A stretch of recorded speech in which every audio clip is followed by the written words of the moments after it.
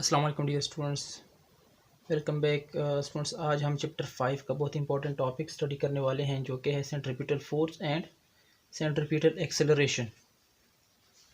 Students, सबसे पहले इसका थ्योरेटिकल बैकग्राउंड देखेंगे, थोड़ा थ्योरेटिकली समझेंगे कि what is centripetal force and what is centripetal acceleration, और उसके बाद हम डेराइवेशन की तरफ मूव करेंगे। सेंट्रीपिटल फोर्स को भी डिराइव करेंगे और सेंट्रीपिटल एक्सेलरेशन को भी डिराइव करेंगे।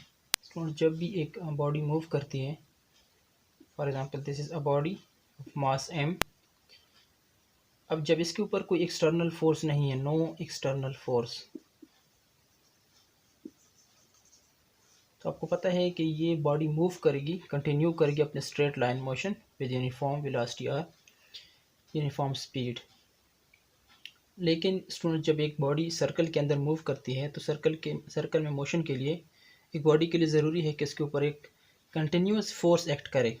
जैसे कि फॉर एग्ज़ाम्पल एक बॉडी है, ये अब स्ट्रेट मोशन कंटिन्यू करेगी, लेकिन अगर एक इस तरफ एक फोर्स इसके ऊपर एक्ट करे तो इसका डायरेक्शन यूँ चेंज होता रहेगा, हर पॉइंट पे आगे मूव करेगी, तो फिर इसका डायरेक्शन ये टेंजेंशियल होगा, लेकिन कंटिन्यूसली इसके ऊपर सेंटर की तरफ एक फोर्स इस तरह एक्ट करेगी, और थ्रू आउट जब ये सर्कल के अंदर मूव करेगा तो हर पॉइंट पे इस पर एक फोर्स एक्ट करेगी टुवर्ड्स द सेंटर।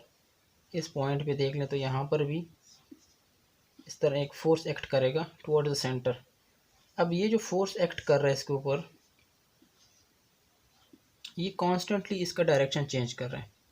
ये बॉडी चाहती है कि ये स्ट्रेट लाइन मोशन कंटिन्यू करें, लेकिन ये एक फोर्स इसके ऊपर एक्ट कर रहा है जो कि कॉन्स्टेंटली इसका डायरेक्शन चेंज कर रहा है और इसको मजबूर कर रहा है सर्कल के अंदर रोटेट होने पर। तो यहाँ पे जो ऑब्जेक्ट है, ये बॉडी है, ये टेंजेंट टू द सर्कल हमेशा मूव करेगी, इसका डायरेक्शन हमेशा टेंजेंट टू द सर्कल होगा। टेंजेंट टू द सर्कल का मतलब है कि ये फॉर एग्जांपल बॉडी है, ये हर पॉइंट पे सिंगल पॉइंट पे सर्कल को टच करती है। फॉर एग्जांपल आपके पास एक बॉडी है जो कि मूव कर रही है, उसका डायरेक्शन ऐसे है कि अगर वो सर्कल के पास से गुजरे तो वो सर्कल को सिर्फ एक सिंगल पॉइंट पे टच करे, तो इसको हम टेंजेंशियल डायरेक्शन कहते हैं। सो यहाँ पे अगर एक इस ऑब्जेक्ट के ऊपर कॉन्स्टेंटली फोर्स एक्ट करेगा तब ही ये बॉडी सर्कल के अंदर मूव कर पाएगी। तो ये देखें, ये एक फोर्स जो मैं यहाँ पे एरो हेड ड्रा कर रहा हूँ टुवर्ड्स द सेंटर, ये एक फोर्स है जो कि कंटिन्यूसली मजबूर कर रहा है इस बॉडी को ताकि वो सर्कल के अंदर मूव कर पाए। अगर ये फोर्स एक्ट ना करे ऑब्जेक्ट के ऊपर, तो ये जो टेंजेंशियल डायरेक्शन है, इस डायरेक्शन में आगे की तरफ ऑब्जेक्ट निकल जाएगा। ये body straight line motion continue करेगी। अगर ये जो एक फोर्स इसके ऊपर एक्ट करे toward the centre of the circle, अगर ये एक्ट ना करे तो ये अपने स्ट्रेट लाइन मोशन कंटिन्यू करेगा। लेकिन क्योंकि यहाँ पे कंटिन्यूसली एक फोर्स इसके ऊपर एक्ट कर रहा है, सो ये सर्कल के अंदर तभी मूव कर पा रहा है, जो कि ये फोर्स कंटिन्यूसली इसके डायरेक्शन को चेंज कर रहे हैं।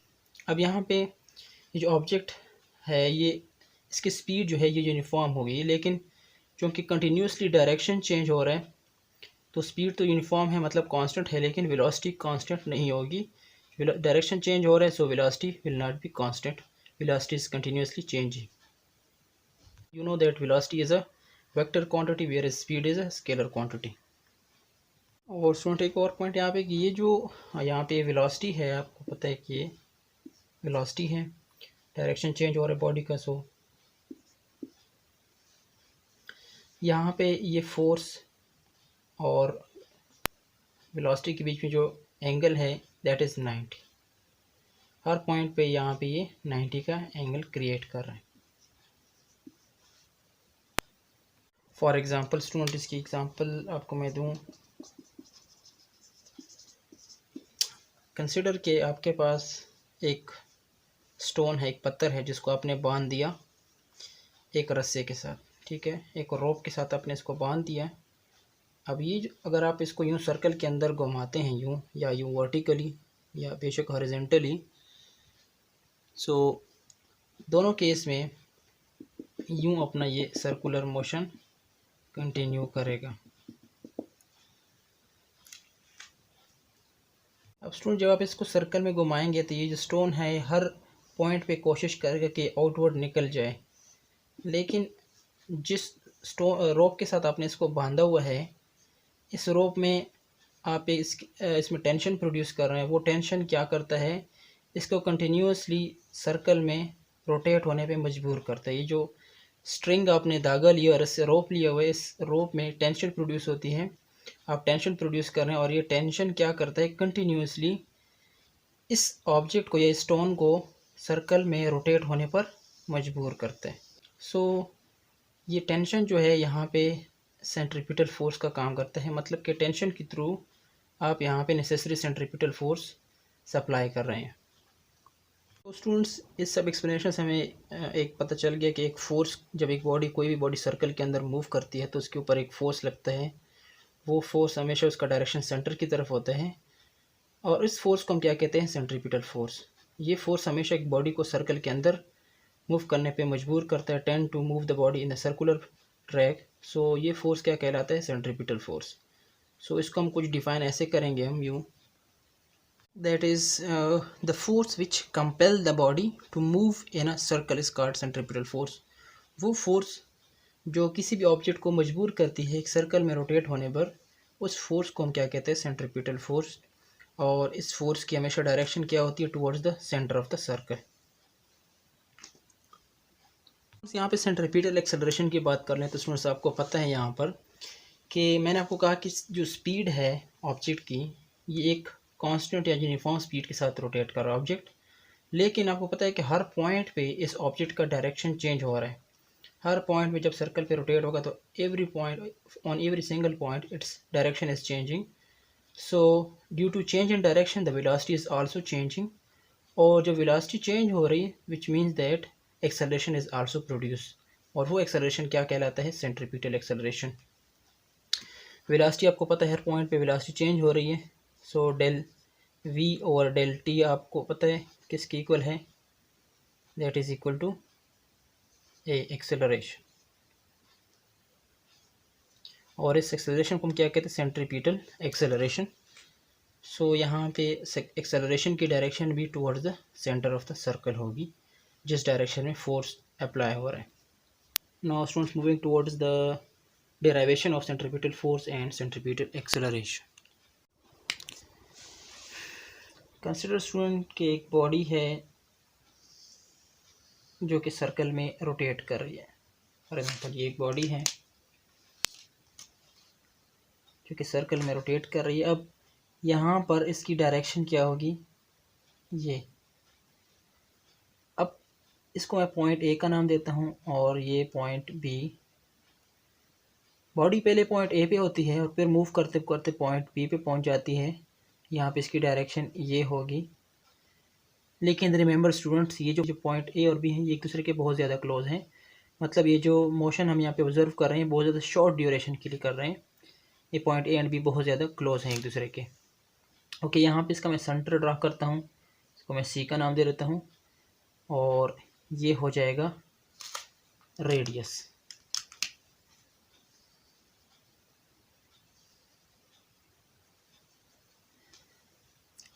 Are and R. ओके, यहाँ पे चूँकि डिस्प्लेसमेंट की बॉडी नहीं है यहाँ से यहाँ तक, सो ये एंगुलर डिस्प्लेसमेंट, अगर एंगुलर डिस्प्लेसमेंट देखना चाहें तो चूँकि मैंने कहा कि ये ए और बी एक दूसरे के बहुत ज़्यादा क्लोज हैं, सो इसको मैं यहाँ पे डेल थीटा कहूँगा, वेरी स्मॉल एंगुलर डिस्प्लेसमेंट। और ये आर्क ए बी जो है, इसका जैसे हम पढ़ते आ रहे हैं इसको हम एस का नाम दे देते हैं, आर्क ए बी या लीनियर डिस्प्लेसमेंट।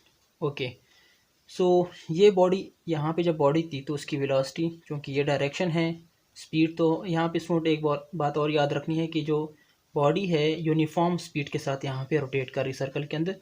बट चूँकि आपको पता है कि सर्कल के अंदर जब बॉडी रोटेट करती है तो कंटिन्यूसली इसकी डायरेक्शन चेंज होती है। सो वेलोसिटी सेम नहीं होगी, velocity will be changing continuously due to change in direction. So यहाँ पे v1 वेलोसिटी होगी और यहाँ पे v2 वेलोसिटी।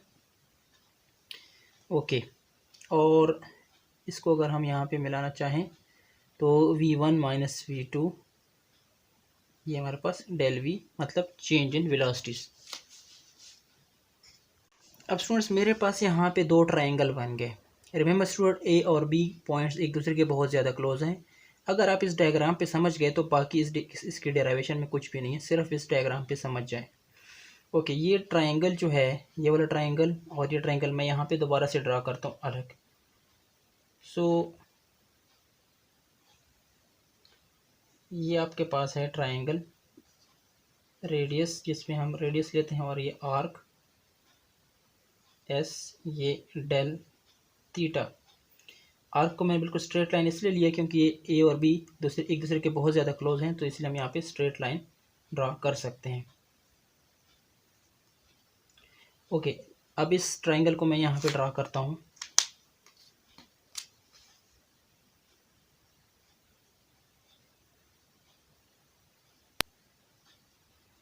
अब स्टूडेंट, जैसा कि मैंने आपको कहा कि जो पॉइंट ए और पॉइंट बी एक दूसरे के बहुत ज़्यादा क्लोज हैं, इसलिए ए और बी को मैं एज अ सिंगल पॉइंट यहाँ पे एज्यूम करूँगा। तो यहाँ पे मेरे पास V1 और ये V2, और ये वो वेक्टर है जो कि इनके डिफरेंस को शो कर डेल V। ओके स्टूडेंट, जैसा कि आपको पता है कि यहाँ पर आपको मैंने कहा कि स्पीड कांस्टेंट है, मतलब कि वेलोसिटीज़ का मैग्नीट्यूड तो कांस्टेंट है, डायरेक्शन चेंज हो रहा है। सो इसलिए मैं लिख सकता हूँ V1 is equal to V2 is equal to just V, because मैं वेक्टर ड्रा नहीं कर रहा हूँ यहाँ पे, सिर्फ मैग्नीट्यूड की बात कर रहा हूँ कि वेलोसिटी का मैग्नीट्यूड क्या है, सेम है, जिसको मैं जनरल V से रिप्रेजेंट करना चाहता हूँ। ओके, और यहाँ पर ये जो V1 है, डेल V को हम यूँ भी लिख सकते हैं, del V is equal to V2 minus V1। Okay, और इसके अलावा फॉर एग्जांपल बॉडी जब यहाँ पे थी तो इसका टाइम t था और t1, और यहाँ पे जब बॉडी फॉर एग्जांपल थी तो t2, t1 और यहाँ पे t2। सो यहाँ पे हम लिख सकते हैं कि del t is equal to t2 minus t1। यहाँ से यहाँ तक मूव होने में बॉडी ने जो टाइम लिया वो क्या है, डेल t। स्टूडेंट्स, यहाँ पे जितना एंगुलर डिस्प्लेसमेंट डेल थीटा होगा, सेम यहाँ पर भी उतना ही एंगुलर डिस्प्लेसमेंट डेल थीटा हम इसको लिख सकते हैं। अब स्टूडेंट सिर्फ इन दो ट्राइंगल्स पे गौर करना है। अगर हम दो ट्राइंगल्स को देख लें तो ये भी एसोसेल ट्राइंगल है, ये भी एसोसेल ट्राइंगल है। What is an isosceles triangle? Isosceles triangle वो ट्राइंगल होता है जिसमें दो साइड आपस में कॉन्ग्रुएंट हो। फॉर ये जो साइड हमारे पास है और ये साइड है, ये आपस में दोनों इक्वल हैं। देखें, ये भी रेडियस है, ये भी रेडियस है, तो ये दोनों आपस में इक्वल हैं। तो इनके अपोजिट जो एंगल्स होते हैं वो भी आपस में इक्वल होते हैं। और इसके अलावा अगर इस ट्रायंगल की बात कर लें तो ये देखें, ये साइड और ये साइड इक्वल होंगे।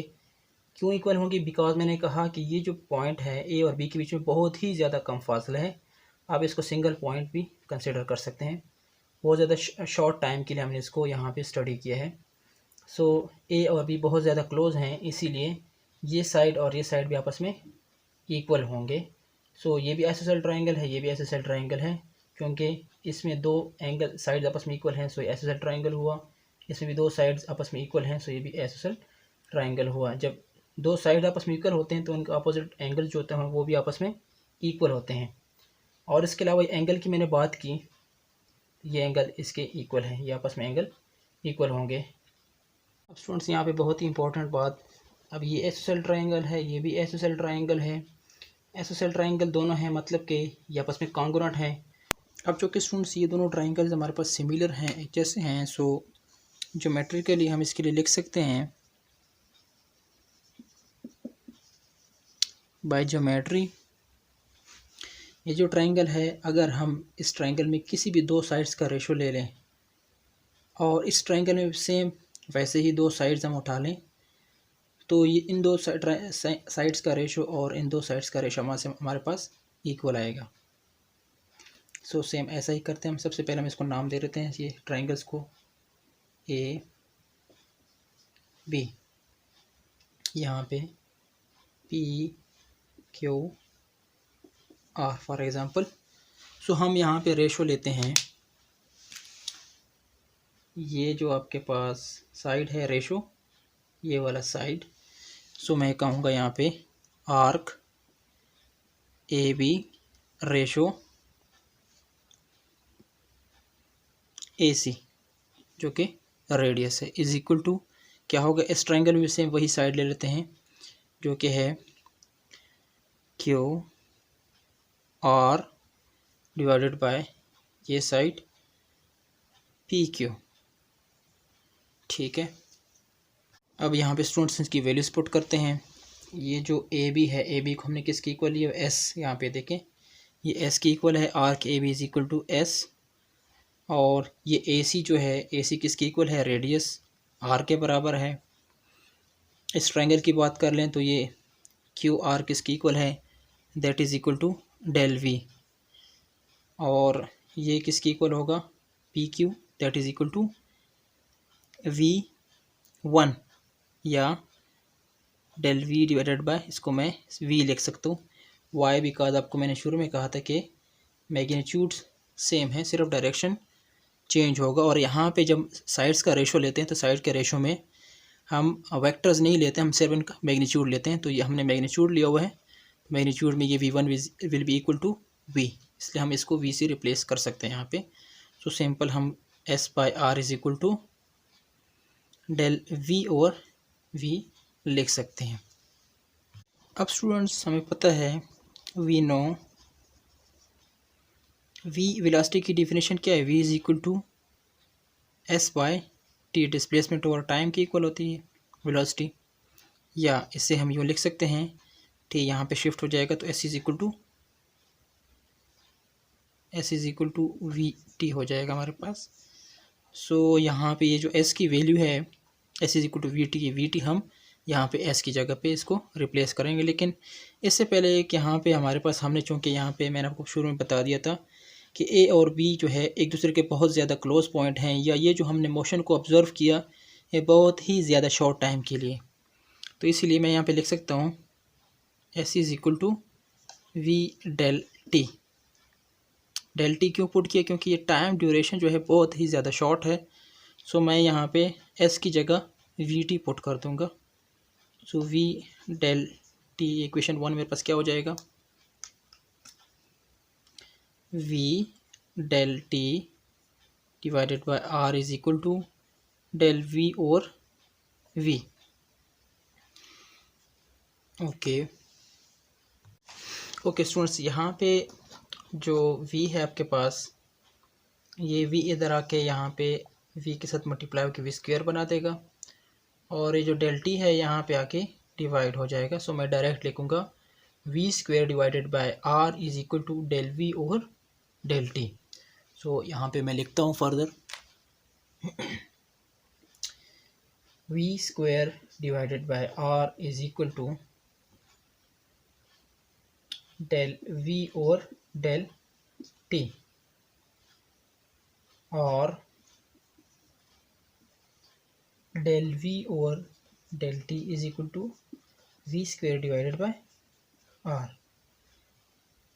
ओके, यहाँ पे स्टूडेंट्स मैंने आपको कहा कि जो टाइम है बहुत ही ज़्यादा शॉर्ट टाइम है, इतना शॉर्ट है कि डेल टी जो है ये अप्रोच कर रहा है ज़ीरो के, मतलब बहुत ज़्यादा शॉर्ट टाइम है। तो इसीलिए मैं यहाँ पे लिमिट पुट कर सकता हूँ, इस पर मैं लिख सकता हूँ कि limit del T approaches to zero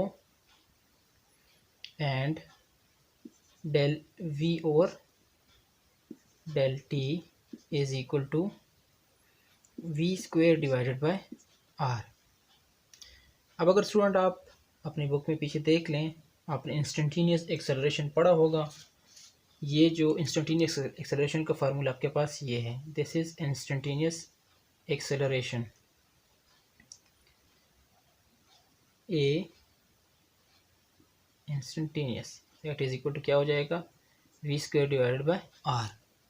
इस एक्सेलरेशन मतलब एक बॉडी सर्कल के अंदर मूव कर रही है, तो किसी भी इंस्टेंट पे आप इसकी एक्सेलरेशन मालूम करेंगे तो वो आपके पास ये होगी, या इसी इंस्टेंटेनियस एक्सेलरेशन को हम सेंट्रीपिटल एक्सेलरेशन भी कहते हैं, दैट इज इक्वल टू हमारे पास, सो सेंट्रीपिटल एक्सेलरेशन हो जाएगा V square divided by R. So this is the equation for centripetal acceleration.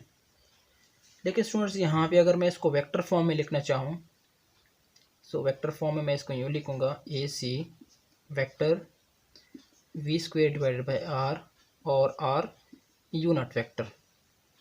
यहाँ पे ये चीज़ बहुत ज़्यादा इम्पॉर्टेंट है, this is unit vector R. अब स्टूडेंट्स यहाँ पे हम मामूली से चेंजेस कर सकते हैं, जैसे कि ए सी है, मैंने आपको कहा कि ए सी इज़ इक्वल टू, यहाँ पे किसकी इक्वल है, सेम ऐसे ही इसको कंटिन्यू करेंगे B square divided by R. लेकिन ये आर जो यूनिट वेक्टर है मैं इसको रिप्लेस करता हूँ किससे, इसका अपना आपने फार्मूला पहले पढ़ा होगा चैप्टर 2 में कि वेक्टर आर यूनिट वेक्टर किसकी इक्वल होता है, vector itself divided by its magnitude. Unit vector किसकी इक्वल होता है, vector itself divided by its magnitude. So मैं यहाँ पे यूनिट वेक्टर को रिप्लेस करता हूँ, किससे रिप्लेस करता हूँ, इसके इस वैल्यू से, ये जो आपके पास वैल्यू है vector itself divided by R. अक्सर स्टूडेंट इसी पॉइंट पे कंफ्यूज होते हैं, लेकिन वो गौर इस पे नहीं करते कि यहाँ पे ये यूनिट वेक्टर है और यहाँ पे ये वेक्टर है। सो इसको मैं फर्दर यूँ लिख सकता हूँ, फिर A C is equal to V square, ये आर और आर मल्टीप्लाई होके आर स्क्वेयर हो जाएगा और साथ में R vector. Okay students, further इसको देखते हैं।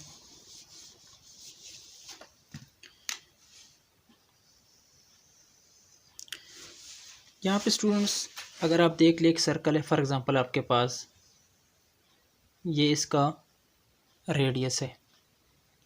रेडियस जो होता है ये आउटवर्ड होता है और जो सेंट्रीपिटल एक्सेलरेशन होता है वो इनटू द सर्कल होता है टुवर्ड द सेंटर।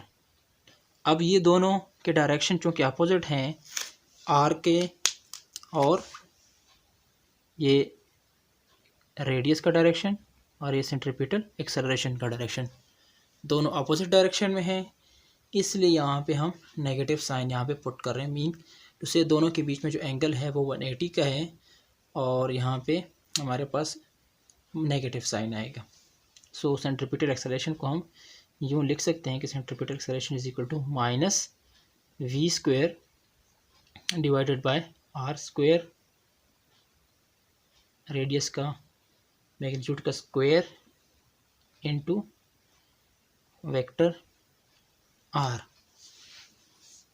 ये जो हमारे पास सेंट्रीपिटल एक्सेलरेशन है ये in terms of linear velocity है। देखिए लीनियर वेलोसिटी के टर्म्स में है। अगर हम इसको रिप्लेस करना चाहें या हम इस सेंट्रीपिटल एक्सेलरेशन को लिखना चाहें in terms of angular velocity, so हमें पता है कि v इज इक्वल टू क्या होता है, आर ओमेगा। सो हमने सिंपल v को रिप्लेस करना है आर ओमेगा से, तो हमारे पास इक्वेशन या अबव इक्वेशन को जिस तरह आ जाएगा, ए C is equal to minus, इधर v की जगह यहाँ पे आर ओमेगा स्क्वायर आ जाएगा into R unit vector divided by R square. ये हो जाएगा minus R square omega square divided by R square into R vector. अब यहाँ पे ये जो आपके पास आर स्क्वायर है मैग्नीट्यूड कैंसिल हो जाएगा और हमारे पास सेंट्रीपिटल एक्सेलरेशन किसकी इक्वल आएगा, A C is equal to minus omega square R vector. ये है आपके पास centripetal acceleration in terms of angular velocity. तो स्टूडेंट्स हमारे पास सेंट्रीपिटल एक्सेलरेशन हो गया in terms of linear velocity और in terms of angular velocity. अब हम मूव करते हैं सेंट्रीपिटल फोर्स की तरफ। अब हमें पता है by Newton second law of motion, by Newton second law of motion, what is that? We know that F is equal to ma, F is equal to ma। क्योंकि हम सेंट्रीपिटल फोर्स और centripetal acceleration की बात कर रहे हैं तो यहाँ पे हम लगा देंगे एफ सी ए सी ओके, सो अब यहाँ पे सिर्फ हमने सेंट्रीपिटल एक्सेलरेशन की वैल्यू पुट करनी है। अगर हम in terms of centripetal force in terms of linear velocity find करना चाहते हैं तो हम ये वाली वैल्यू पुट कर देंगे, और अगर हम सेंट्रीपिटल फोर्स फाइंड करना चाहते हैं इन टर्म्स ऑफ एंगुलर वेलोसिटी तो हम ये वाली वैल्यू यहाँ पे पुट कर लेंगे, बाकी सेम वही इक्वेशन रहेगा। सो स्टूडेंट्स पुटिंग करते हैं, हमारे पास F C will be equal to, सबसे पहले वेक्टर फॉर्म में इसको लिखना चाहते हैं हम in terms of linear velocity. So ये हमारे पास आ जाएगा m अपनी जगह पे और एक्सेलरेशन की वैल्यू पुट कर देते हैं minus V square divided by R square, R unit vector, या इसको लिख सकते हैं minus into M V square divided by R square into R vector. Same यहाँ पर भी वही नेगेटिव साइन इसलिए है कि जो सेंट्रीपिटल फोर्स होती है वो towards the centre of the circle होती है, और वेक्टर आर जो है ये, या जो रेडियस है, रेडियस का हम डायरेक्शन आउटवर्ड लेते हैं, आउट ऑफ द सर्कल, सो इसलिए दोनों अपोजिट डायरेक्शन में, सो नेगेटिव साइन है। सेम अब हम सेंट्रीपिटल फोर्स को इन टर्म्स ऑफ एंगुलर वेलोसिटी लिखना चाहते हैं, तो हमें पता है सेम इसी इक्वेशन में हम यहाँ पे वैल्यू पुट करेंगे। एफ सी हमारे पास क्या हो जाएगा, माइनस इंटू, यहाँ पे पहले m लिख लेते हैं, m into minus omega square और वेक्टर r, यहाँ पे लिख सकते हैं हम minus m omega square into vector r। आपका सेंट्रीपिटल फोर्स, और इसको हम generally F C is equal to M V square divided by R लिखते हैं। ये इसका जनरल फॉर्म है सेंट्रीपिटल फोर्स। ये अगर वेक्टर फॉर्म में देखना चाहते हैं तो वेक्टर फॉर्म, ये वेक्टर फॉर्म है इसका, दोनों in terms of angular velocity and linear velocity. इसको जनरली हम यूँ लिख सकते हैं। ये वही यहाँ पे R by vector R divided by its magnitude को हम चूँकि रिप्लेस कर सकते हैं विद यूनिट वेक्टर, और अगर विदाउट यूनिट वेक्टर हम लिखना चाहते हैं तो हम यूँ सिंपली लिख सकते हैं इसको। So thank you students, this was all about centripetal force and centripetal acceleration. Allah Hafiz.